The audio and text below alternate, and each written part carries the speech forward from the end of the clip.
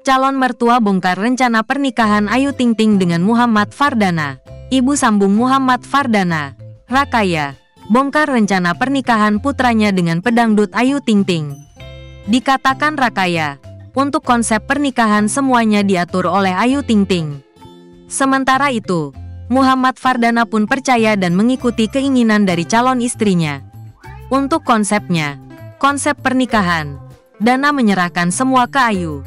Ya mengikuti aja sih, ujar Rakaya. Dikutip dari kanal YouTube Cumi Cumi. Rabu, tanggal 3 April tahun 2024. Walaupun dipercayakan kepada Ayu, keluarga Dana pun juga turut membantu untuk mengurus persiapan pernikahan keduanya. Ya sama kita juga kok, mempersiapkan pernikahannya, jelas Rakaya. Kemudian, Rakaya mengungkapkan jika nantinya pernikahan Ayu Ting Ting dan Muhammad Fardana akan digelar di Jakarta. Insya Allah di Jakarta. Pokoknya insya Allah pestanya meriah. Pasti semua dikasih tahu.